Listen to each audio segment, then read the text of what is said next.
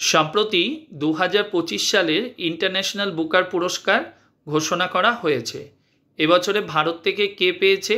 মনে রাখবে দুজন পেয়েছেন, যার একজনের নাম বানু মুস্তাক এবং তারই বইটিকে ইংরেজিতে অনুবাদ করবার জন্য অর্থাৎ ট্রান্সলেটর হিসাবে কাকে পুরস্কৃত করা হয়েছে?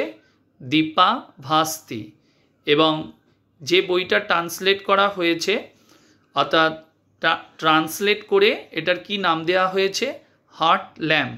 এই বইটির জন্য এনাদের দুজনকে এবছরে ইন্টারন্যাশনাল বুকার পুরস্কার প্রদান করা হয়েছে।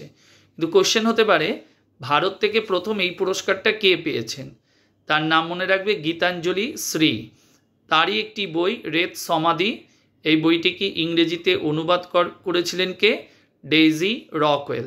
তিনি প্রথম এই পুরস্কার পেয়েছেন। তো ডেইজি রকওয়েল যে বইটা ইংরেজিতে অনুবাদ করেন তার নামটা কি ছিল? Tomb of Sand. এই টম অফ স্যান্ডকে এই পুরস্কারটা প্রথম দেয়া হয়েছিল এই বইটিকে।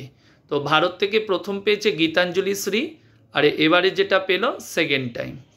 আর গীতাঞ্জলি শ্রী কোন বছর পেয়েছে? 2022-এ। তাহলে এবার যদি বলে এই পুরস্কারটা কবে চালু হয়েছে, তাহলে মনে রাখবে 2005 সাল থেকে পুরস্কারটা দেওয়া শুরু হয়। কারা শুরু করেছিল? ম্যান গ্রুপ সংস্থা, এবং এদের প্রাইজ মানি কত? 50,000 ব্রিটিশ পাউন্ড।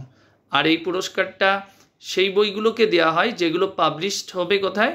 ইউকে বা আয়ারল্যান্ডে প্রকাশিত হয়, সেই বইগুলোকেই এরা মনোনয়ন করে থাকে।